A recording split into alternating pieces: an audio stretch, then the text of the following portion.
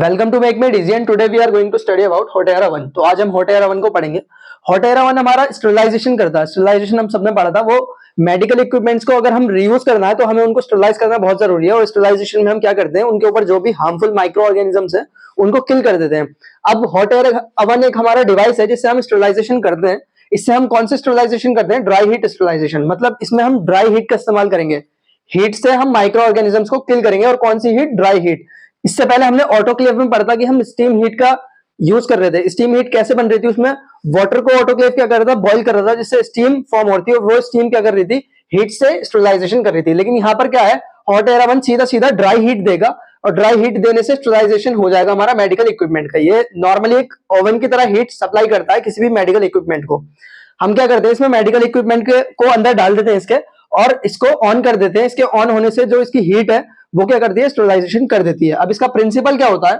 Oven क्या करता है? एमिट करता है हीट को एक्सटर्नल सरफेस पे किसी भी मेडिकल इक्विपमेंट के। यानी हम मेडिकल इक्विपमेंट को डालते हैं हॉट एयर ओवन के अंदर, तो जब हम इसको ऑन करते हैं, जो हीट होती है वो उसके एक्सटर्नल सरफेस पे जाके टच होती है, देन वो ट्रांसफर होती है उससे नेक्स्ट, और जब वो सेंटर रीजन पे चली जाती है तो वो पूरा मेडिकल इक्विपमेंट क्या हो जाता है? वो स्टरलाइज हो जाता है। उस पर किसी भी तरीके का माइक्रो ऑर्गेनिजम्स नहीं बचता। तो ये इसका प्रिंसिपल है कि जो सबसे एक्सटर्नल सरफेस है मेडिकल इक्विपमेंट का, वो एब्जॉर्ब करेगा हीट को, देन वो आगे ट्रांसफर करेगा, और लास्ट में जो सेंटर है वो उसको एब्जॉर्ब कर लेगा, जिससे माइक्रो ऑर्गेनिजम्स रिमूव हो जाएंगे। अब टाइमिंग देखते हैं। अगर हम 160 डिग्री पे हीट दे रहे हैं तो 2 घंटे में हमारा मेडिकल इक्विपमेंट क्या हो जाएगा? स्टरलाइज हो जाएगा। अगर हीट हम इंक्रीज कर रहे हैं तो वक्त कम लगेगा, 1 घंटे में हो जाएगा। और अगर और ज्यादा 180 डिग्री पे करेंगे तो 30 मिनट में हमारा कोई भी medical equipment hot air oven से स्टरलाइज हो जाएगा।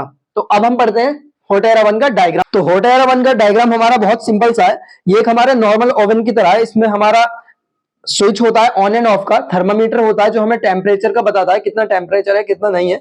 हमारे टेम्परेचर नोब होते हैं जिनसे हम टेम्परेचर को कम ज्यादा कर सकते हैं। हीटर नोब होता है हमारा। इसमें रैक्स बनी होती है एल्यूमिनियम की, डबल जैकेट होती है इसमें,